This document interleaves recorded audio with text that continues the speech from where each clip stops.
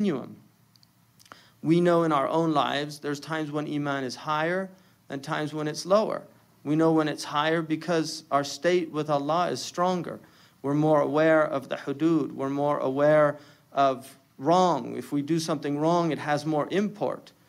I know somebody, we were with somebody the other day, and they missed Fajr, and he said that he spent a period of time doing muhasabah from the day before, trying to figure out what he did that deprived him from missing the Fajr. That's a hal, that's a level of awareness of your Lord in your deen that a lot of people don't have, because a lot of people don't think about things like that, of why certain things, because if you're not, why certain things happen relating to your deen. People that are deprived of, if you had a wird of Quran and then suddenly you're not doing it anymore, what happened? That's something that was taken away. It was a ni'mah that was taken away from you. And that's the nature of the deen, is that we can lose these blessings. So when the Prophet ﷺ said, none of you truly believes until his passion, his hawa, and passionate is a good translation for hawa. Passion is a theological term that's used by the Christians, which is an inclination, an appetite, from apatere, to seek something. It's an inclination, it's a hawa. Yahwi ilay.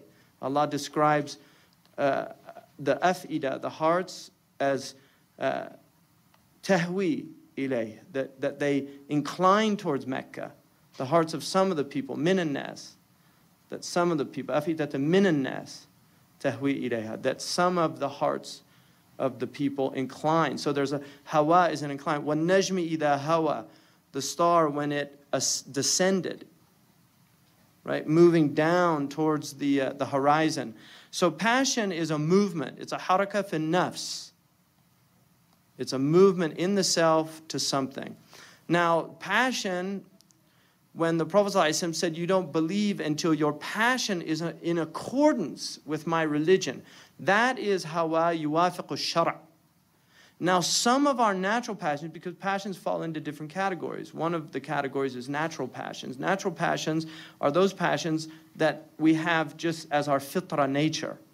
Eating is a natural passion. That's an appetite. It's a sensitive appetite.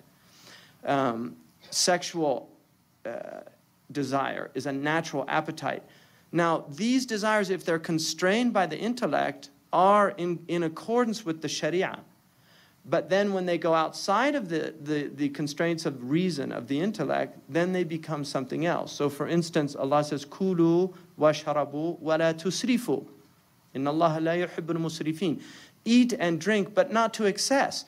So the first is the hawa in accordance with the shara', because you naturally have a desire for food. So your desire for food is a natural inclination. And if it's within the bounds of reasonableness, then it's in accordance with the shara'. But if it goes outside of those bounds, it's no longer in accordance with the shara'. You've entered into israf and tabdhir. And Allah says those are the brethren of shaitan. The shayateen, they're the brothers of the shayateen, the people that are extravagant. So that's an example of a hawa, a natural hawa. And then you have also the passion of the spiritual passions. So there are spiritual passions. For instance, people have desire for God. That's a human desire, to know God. It's a natural inclination of the soul to know their Lord, because it's part of our fitrah, and it's one of the reasons and the primary reason that we were created. So, but that in and of itself can become excessive.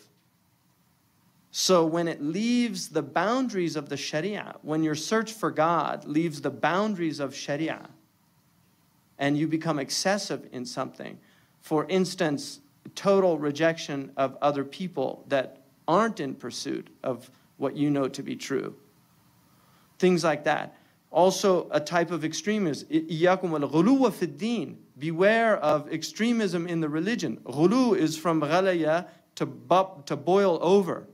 Ghalayan, it's to boil over, where you become so zealous that you transgress the limits, because that's what boiling over is. You're going outside of the pot, right? I mean, everybody's had that experience in the kitchen when the soup or something suddenly goes over. You're wasting it now. The purpose was to cook it, but now something else has happened. It's boiled over, so something's gone wrong, and it creates a mess. And this is what happens when the religious appetite becomes excessive, extreme, where it's not within the constraints of the Sharia. So this is important to note, that what the Prophet ﷺ is telling us is that you have to be within the limits. That when your hawa is in accordance with the hudud that my tradition has laid down, then you truly believe. That's why لا تطروني كما أطرت النصارى عيسى بن مريم. Don't go to excess about me like the Christians went to excess about Jesus. Because the Christians didn't do that out of hatred for Jesus. They did it out of love of Jesus. It was excessive love. Just like some of the Muslim sects that deviated said things about Ali out of excessive love for Ali.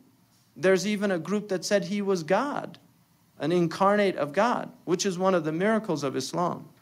Because nobody has ever said in the history of Islam that the Prophet was an incarnate of God. The Prophet's protected from that. But Ali did not have that protection. So people said that about him. So the Christians went to that excess because of hawa. The hawa led to saying things about Jesus that were not true, but they didn't do it out of their lack of religion. They did it because their religion was excessive. لا تغلوا في دينكم. That's what Allah says to the people of the book. Don't go to excess in your religion. We're told to tell them that. To tell the Ahl al-Kitab, Ya Ahl al-Kitab, don't go to excess in your religion. Now, the assumption, a priori, is that you're not excessive in your religion because أَتَأْمُرُونَ النَّاسَ بِالْبِرِّ وَتَنْسَوْنَ أَنفُسَكُمْ. Do you call people to a thing that you yourselves aren't practicing? So Allah subhanahu wa ta'ala is telling us to tell the Christians, don't be excessive in your religion. The assumption is you're not excessive in your religion. Because how can you tell other people?